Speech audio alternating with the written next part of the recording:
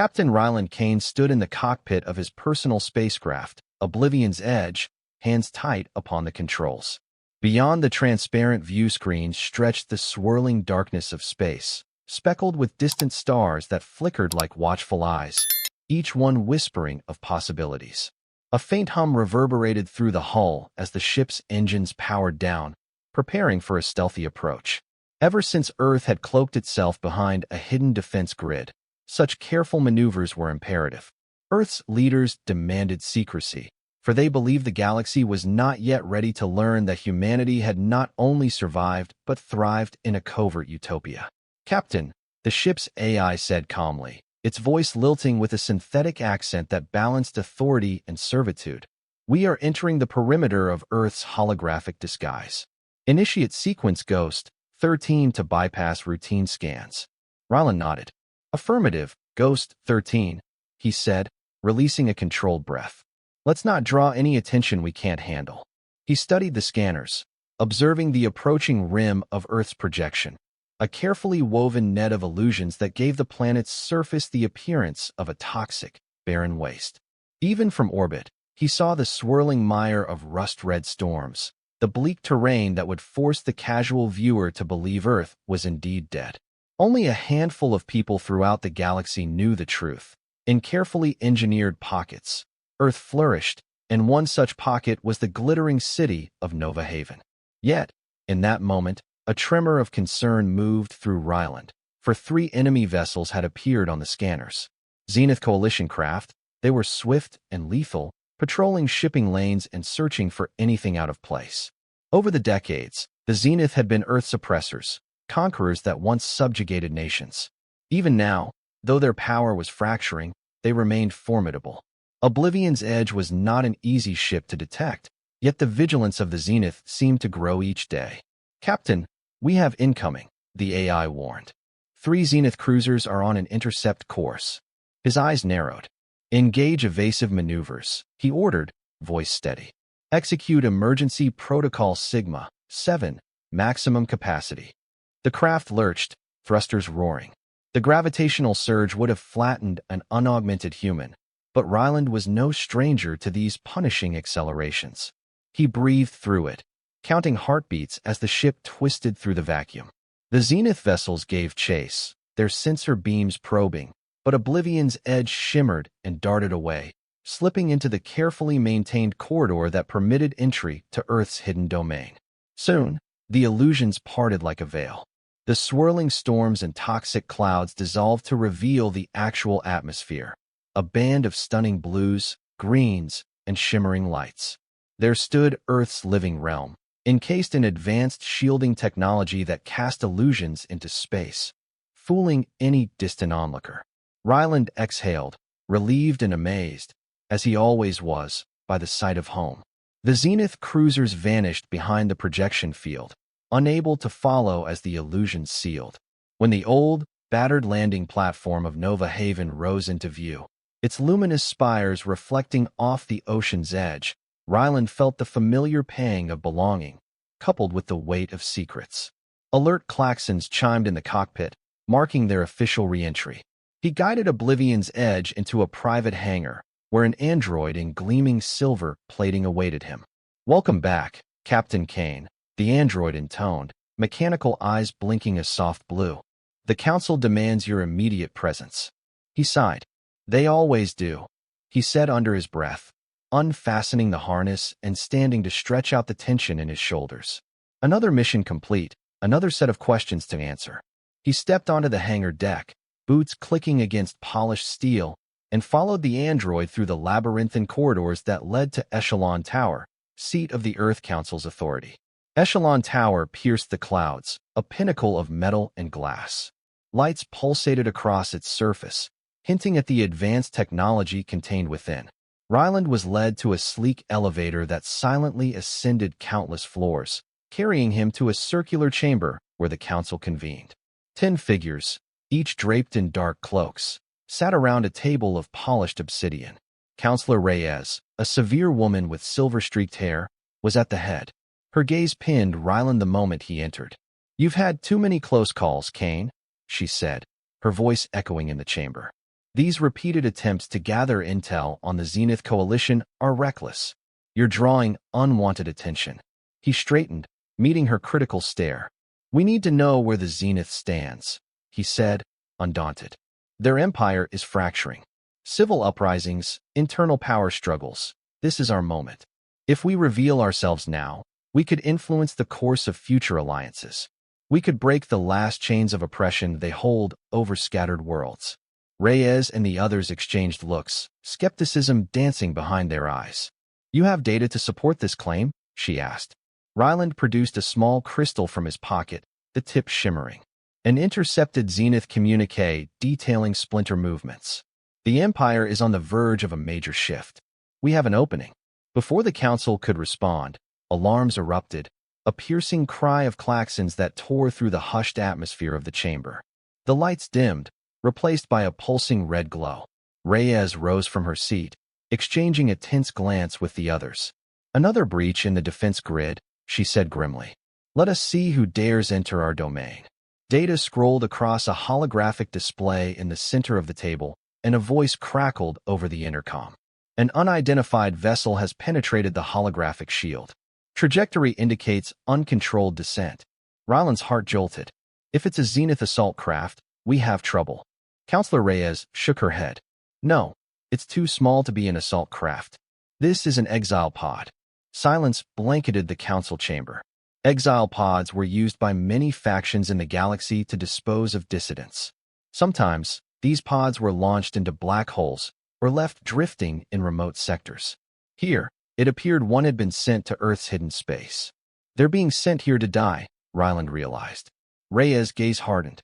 Our protocol is to observe only. If they perish, so be it. If they survive, detain them for interrogation. We cannot risk exposure. Something inside Ryland churned. He moved to the elevator. No, he stated, ignoring the council's alarmed outcries. I'm going to check it out. Android guards rushed forward, but Ryland was already a step ahead. He sprinted down corridors and made it back to his hangar, where Oblivion's Edge still had warm engines. He ignored the council's repeated attempts to contact him, and within minutes, he was in the sky again, racing across Earth's hidden plains, heading toward the crash site's coordinates that displayed on his console. The crash site was a scorched wound on the surface of Earth's otherwise pristine ecosystem, a ragged patch of trees snapped in half and blackened by the fires ignited upon impact. Smoke curled into the evening air, illuminated by the faint glow of an orange sun dipping below the horizon. Ryland set Oblivion's Edge down a safe distance away. He stepped onto the soft ground, the smell of burning foliage prickling his nostrils. Suddenly, there was movement. He saw silhouettes emerging through the haze, 3 figures, each slender, lithe, and with an otherworldly grace. His heart leapt with recognition. They were female, and their skin, an iridescent emerald that shimmered against the dimming light, marked them as Verdian, a race known for their complex political structures and fierce independence. He remembered reading about the Verdian monarchy, centuries old, recently toppled in a coup. It all made sense now. Exiled royalty. The tallest of the 3 stepped forward, composure straining beneath obvious exhaustion. I am Elara, she declared, voice resonant despite her weakened state. Former princess of Verdia. These are my sisters, Saria and Lira. We stand accused of dissent against an unjust regime. Elara's chin tilted proudly, though her eyes flashed with fear. Her sisters stood behind her, one trembling and swaying. Suddenly, the youngest, Saria, collapsed, knees hitting the scorched earth. Ryland rushed forward to catch her before she struck the ground. She was light as a whisper in his arms, her pulse faint. She needs food, rest, he said, though he did not know if the Verdian biology aligned closely to humans. It was a guess, but a guess he was willing to take. Come with me. I can help you. Elara cast him a look of mingled gratitude and apprehension. Lira, the quiet middle sister, gently supported Saria's limp form, her large teal eyes reflecting the flickering fires. With no alternative, they agreed. Together, they followed Ryland to his ship, fear pressing at their heels like shadows. Ryland's estate lay nestled beyond Nova Haven, on a swath of protected coastline that most believed to be deserted. It was a personal sanctuary, surrounded by force fields and brimming with advanced technology, constructed by Ryland's father, General Magnus Kane, to serve as a fallback hideout in times of crisis. The estate blended seamlessly into the environment, tall, silver spires hidden beneath swaying trees and integrated into living rock. Vines crept across the walls, blooming with bioluminescent flowers that glowed gently at night. When Oblivion's Edge landed in a discreet courtyard, Ryland assisted the sisters, who gazed around in awe. A gentle breeze carried the scent of salt and wild flora. They had expected Earth to be a toxic ruin. Instead, they found a tranquil wonderland, meticulously guarded by illusions and technology. Saria, reawakened from her exhaustion, gazed at the dancing lights with childlike marvel. "Why hide this beauty?" she asked, her voice soft. Ryland led them inside, past scanning devices and sensor arrays that recognized him and parted doors automatically. "Because the galaxy wasn't ready for us," he explained. "Or perhaps we weren't ready for the galaxy." They entered a spacious living area, its walls lined with old books, star charts, and antique weapons. Tables bore half-finished engineering projects. Displays projected news feeds from distant worlds. The estate was a testament to Ryland's restlessness, his desire to learn everything he could about the larger galaxy while tethered to a planet in hiding. Elara surveyed the surroundings, still holding herself with the regal bearing of one born to lead. She studied a star chart on the wall, where certain systems were marked in red. "Your home is remarkable," she said softly. "Unlike any place I've seen." Ryland offered a faint smile. "I'll show you the rooms. You can rest, freshen up. Then we talk about what comes next." They followed him through corridors lit by warm, ambient lighting. When they passed a large window, the shimmering coastline outside caught Lira's eye. She paused, pressing her palm to the glass, enthralled by the moonlit waves. "I thought Earth was a dead planet," she whispered. "All our star charts say that no one survived the Zenith's purges centuries ago." Ryland nodded, a distant sadness in his eyes. That's what they wanted the galaxy to believe. Days drifted by, each one filled with quiet revelations as the sisters recovered. They discovered Earth's hidden civilization through fleeting glimpses, concealed farmland that yielded robust harvests, advanced medical facilities interwoven with flora, and energy sources that harnessed the planet's geothermal power. Lira, the scientist of the sisters, marveled at the synergy of technology and nature.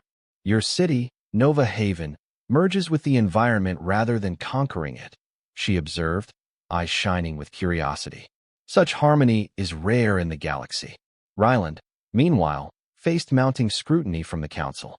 He had skipped their direct orders to ignore the fallen vessel, and though he possessed his father's legacy and some measure of respect, the Council was not inclined to forgive rash actions easily.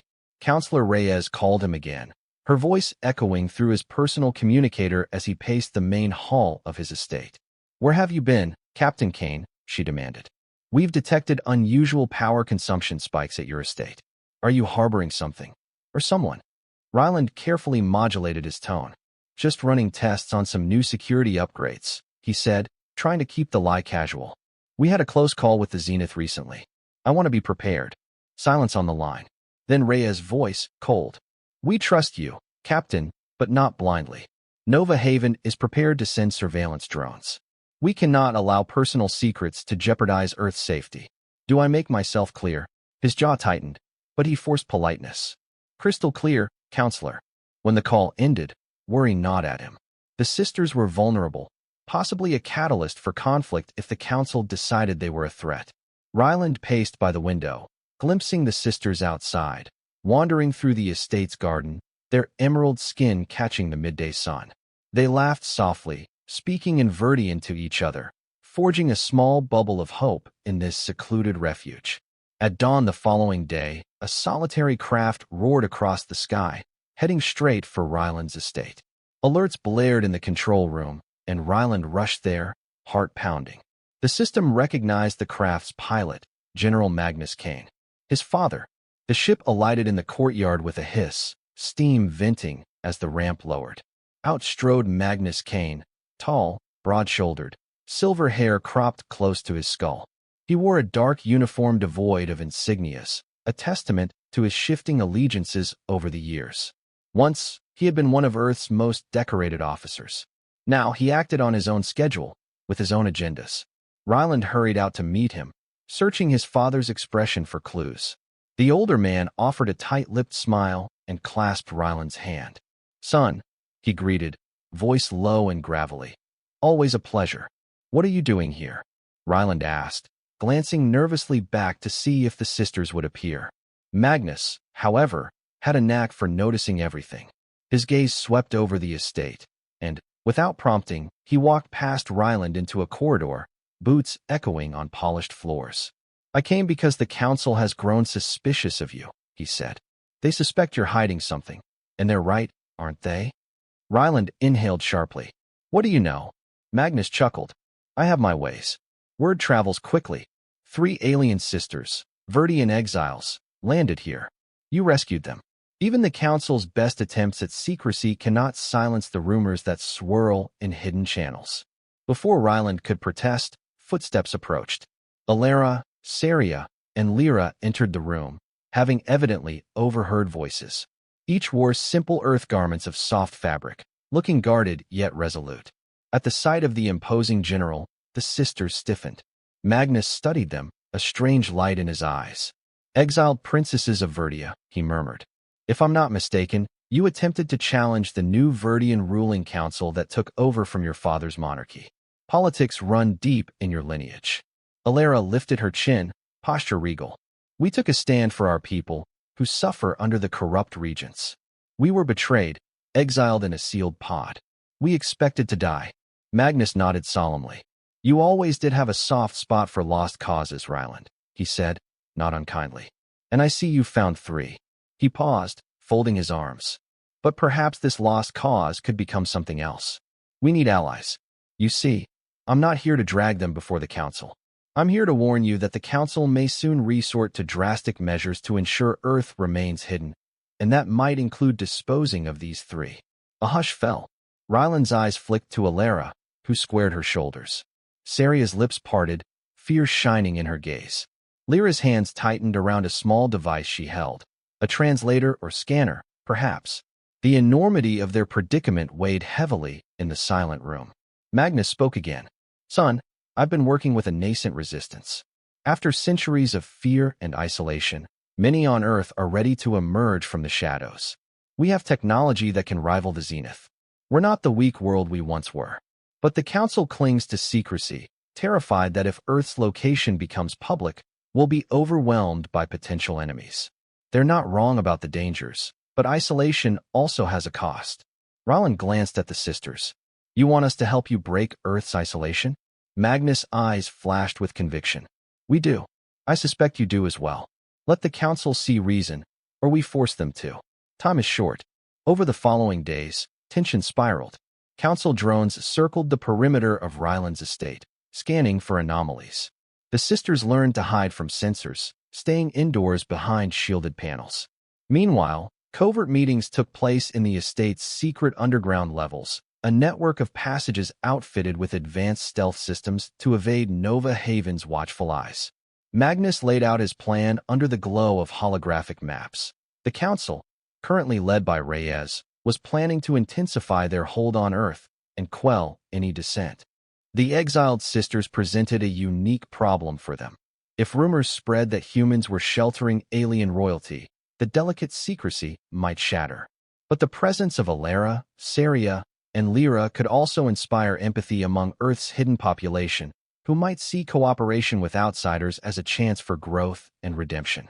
As they reviewed star charts, Elara pointed out the remote systems where Verdian exiles had fled. "My people, scattered and leaderless, yearn for hope. If they learn we have survived, alliances could form. We all want freedom from Zenith oppression, and perhaps from other tyrants as well." Her voice trembled slightly, but fire burned in her eyes. Ryland and Magnus listened intently. Each day, he and the sisters grew closer, bound by adversity and curiosity about one another. Saria, the youngest, displayed boundless wonder for Earth's natural beauty, rushing out at dawn to watch golden sunlight spill across the horizon. Lira, methodical and quiet, delved into the estate's library to study Earth's technology and culture. Elara moved with reserved grace, weighed by responsibilities to her people, and Ryland found himself drawn to them, not merely as refugees in need of protection, but as individuals who had risked everything to do what they believed was right. Their defiance of tyranny resonated with him, echoing Earth's own struggle for survival. But every day, the sense of looming danger grew. The Council's eyes were everywhere, and the moment of confrontation felt closer than ever. Night fell on the estate, and in the hush, only the distant hum of power generators disturbed the stillness. Soft lights illuminated a hidden courtyard behind the main structure, where rare earth blooms flourished beneath translucent canopies. Ryland found himself there, gazing at the stars. He heard soft footsteps approach, and turning, he saw Elara. She wore a simple robe, her emerald skin catching the faint glow of starlight.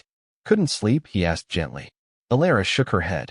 "Too many thoughts," she replied, her voice like a quiet harp chord. "We are on a new world, hidden from the galaxy, and yet we feel the weight of centuries pressing down. My sisters and I have lost everything. Our home, our throne, our friends. We are alone." But her voice trailed off as she lifted her gaze to meet his. But perhaps not entirely alone. Ryland took a step closer, heart pounding. He recalled the stories of Verdia, princesses rumored to have telepathic abilities or empathic gifts. Whether truth or legend, he saw an earnestness in Elara's eyes. "You have us," he whispered. "My father, me, and others like us, who want to see the galaxy free." She smiled slightly. "I know. Thank you." Her hand touched his, a timid, fleeting gesture. "I never thought to find kindness on a world believed to be dead." He breathed in the crisp night air, marveling at how quickly his life had shifted in a mere handful of days. "Earth has its share of ghosts," he said, "but that doesn't mean it's lifeless. We've been waiting, watching, hoping for the right moment. Maybe that moment is now." She let the silence linger, and for a time, they simply stood there, letting the closeness speak volumes. The surge of warmth Ryland felt spread from his chest outward, wrapping him in a sense of belonging and possibility he had not known was missing. The morning sun had barely risen when the estate's alarm system shrieked. Ryland jolted awake, rapidly throwing on his gear and sprinting to the command center.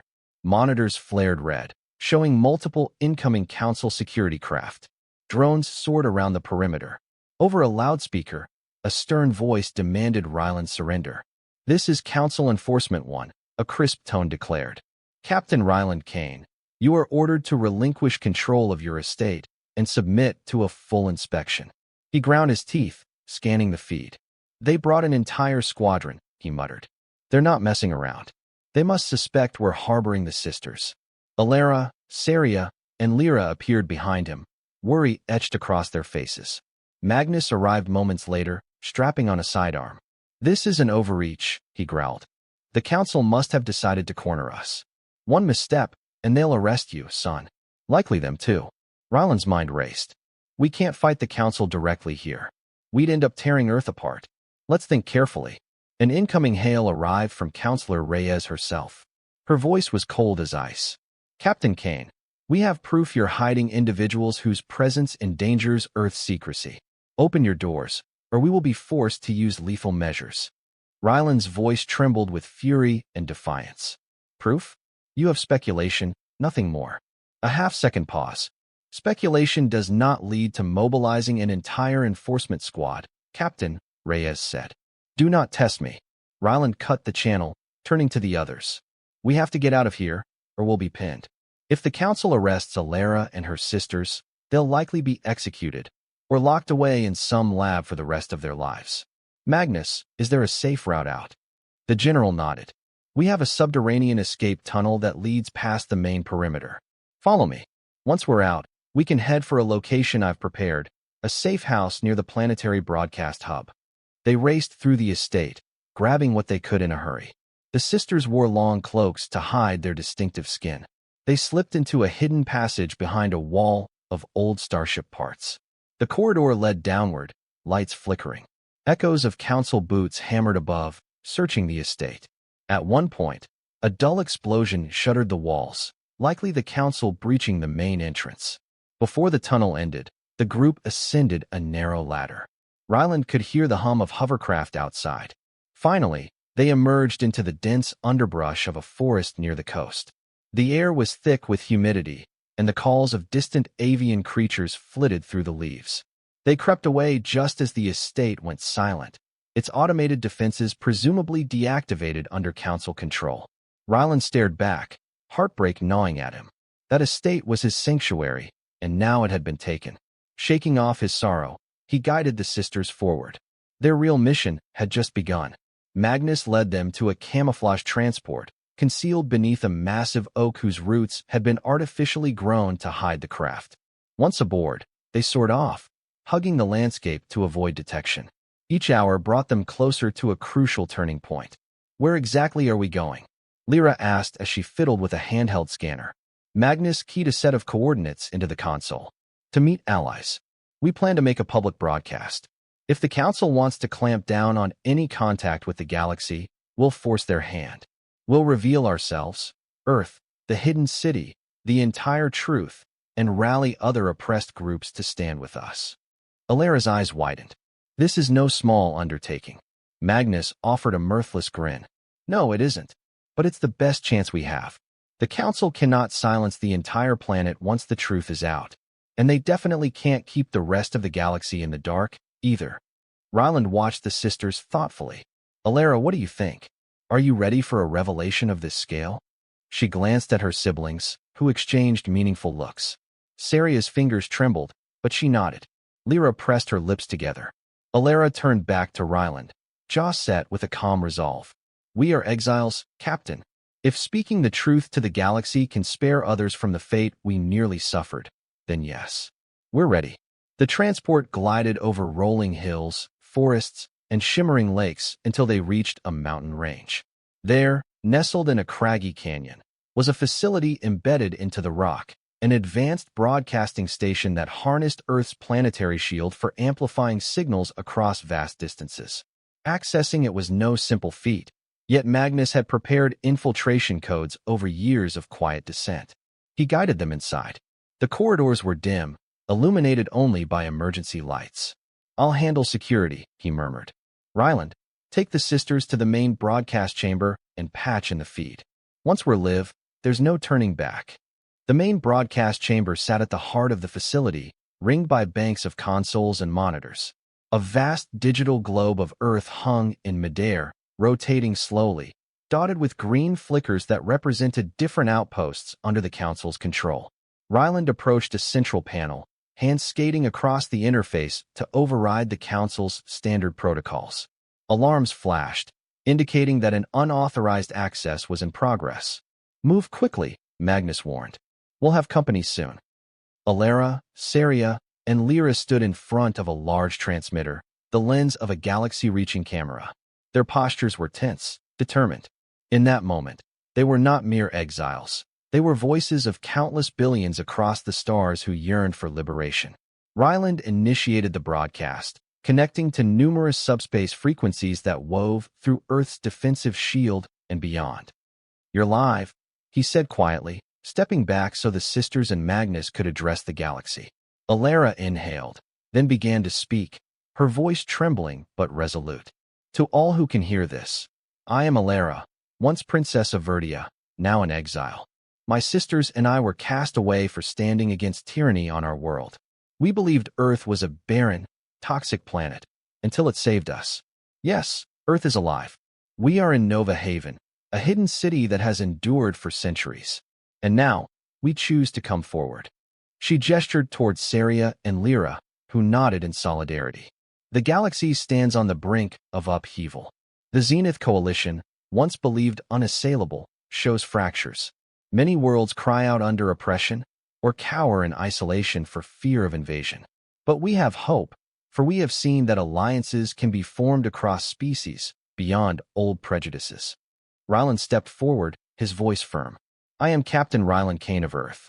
We have watched the galaxy from the shadows, nursing old wounds. But we can no longer remain hidden. If you yearn for freedom, if you crave a universe where power is not held by conquerors alone, know that Earth stands with you." In that instant, the broadcast feed flickered, replaced by the stern visage of Counselor Reyes. "Cease this at once," she shouted, eyes blazing. "You endanger us all, Kane." Magnus barked a harsh laugh, stepping into view. "Counselor Reyes, your era of secrecy ends here. Earth cannot hide forever, waiting to be devoured by fear. We will forge a new path." The feed crackled, then stabilized. The Council's attempts to shut down the stream were thwarted by the infiltration codes. All across the galaxy, screens and holodoubles lit up, showing a vibrant, living Earth and a group of determined individuals risking everything. Ryland's adrenaline surged. They had succeeded in throwing the first stone, but the ripple effect would be enormous. The broadcast ended abruptly when the facility's power cut, leaving them in half-darkness. Elara, breath heavy, turned to Ryland. "We did it. The galaxy knows Earth is alive." Saria wiped tears from her eyes. Tears of relief, perhaps, or anxiety over what would come next. Lira's face glowed with determination. They stepped away from the transmitter, hearts pounding in unison. Magnus motioned them to follow. "We need to leave. The Council will be upon us any second." Sure enough, as they navigated the corridors, they found Council strike teams already landing at the facility's entrance. Pulses of stun fire lit the air in flickers of white-blue. Ryland returned shots from a handheld beam pistol, covering Elara and her sisters. They darted behind the hulking shape of an old server, while Magnus tossed a concussive grenade that rattled the entire corridor, sending Council troopers sprawling. They pressed on, forging a path to the transport bay. Council drones buzzed overhead like angry hornets, scanning for targets. Lira deftly hacked into a nearby console, causing half of them to spin in confusion and crash to the floor. Finally, they clambered into a battered cargo ship, a relic from decades past that the Council had apparently mothballed. Magnus ignited the engines with a roar, and they soared from the facility's hangar, threading a hail of Council fire. "Now what?" Ryland asked, voice hoarse, adrenaline pumping. Magnus exhaled. "We find the others. That broadcast will trigger a chain reaction. Resistance cells on Earth, and perhaps across the galaxy, will rise up. You've struck a chord, son. We must lead them." Elara reached for Ryland's arm. "We stand with you. The Verdian diaspora will want to hear from us, and we can help rally them. We are no longer alone." In the days that followed, the ripple effect of Earth's sudden reemergence spread throughout the galaxy. Pirate groups, criminal syndicates, merchant guilds, everyone had an opinion, a plan, or a reaction. Some labeled Earth as a dangerous unknown. Others saw a potential ally.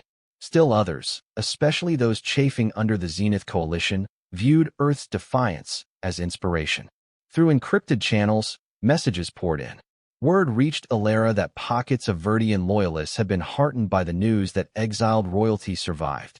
Saria's name was mentioned in rumors about forging new alliances. Lira exchanged technical schematics with scientists from a planet once oppressed by the Zenith.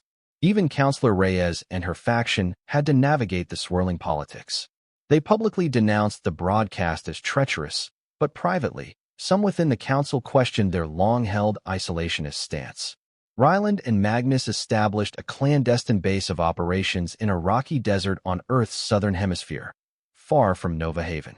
They set up portable shield generators and stealth fields to hide from overhead scans. There, the budding alliance gathered. People from all walks of life arrived under cover of night, eager to hear of a new dawn for Earth. Former Council officers, dissatisfied scientists, radical visionaries, they all looked to Ryland, Magnus, and the Verdian sisters for direction. As the new coalition took shape, the sisters revealed their plan to unify the scattered Verdian exiles with those on Earth.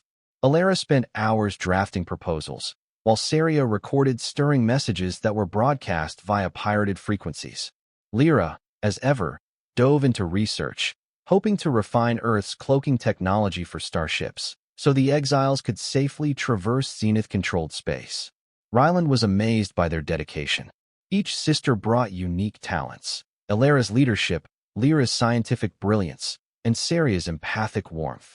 They worked tirelessly. Meanwhile, he and Magnus coordinated the logistical details: fuel, supplies, defense systems, and the forging of a new identity that might represent both Earth's reemergence and Verdian defiance. Then, In the midst of these grand preparations, an unexpected development arose. For days, the sisters' interactions with Ryland had grown more intimate, bonds tightening through adversity, shared ideals, and the blossoming spark of affection. What started as mutual respect ignited into something deeper, though precarious. Humans and Verdians were biologically compatible in some respects, but it was unprecedented for them to even consider a formal union. Elara spoke openly with Saria and Lira, who confessed their own connection to Ryland. Each sister, in her own manner, had found comfort and admiration for the human who risked so much to save them. These feelings, complicated as they were, led to discussions that might have seemed absurd to onlookers. Talk of marriage, of forging not just a political alliance, but a personal one. Ryland was stunned when Magnus, sly grin on his face, teased him about it. "Hell of a way to propose, son," he remarked, referencing the galaxy-wide broadcast that, in its own rebellious manner, had solidified their unity. Ryland could only laugh awkwardly, though the notion stirred something profound in his heart. Word spread among the newly formed alliance that there would be a ceremony, a symbolic step toward multi-species harmony. Intrigue soared. A human from Earth, long hidden from the galaxy, taking in not one but 3 exiled princesses of Verdia. Many questioned it, some condemned it as heresy, yet even more saw in it a hopeful sign of change. Within the rough-hewn walls of the desert base, they constructed a small dais. In the presence of a diverse crowd, human rebels, awakened scientists, exiled Verdian supporters, Ryland stood with Elara, Saria, and Lira. The desert wind carried golden dust motes through the air, as if nature itself was celebrating. General Magnus Kane presided, joined by a few open-minded council deflectors who wished to lend legitimacy to the Union.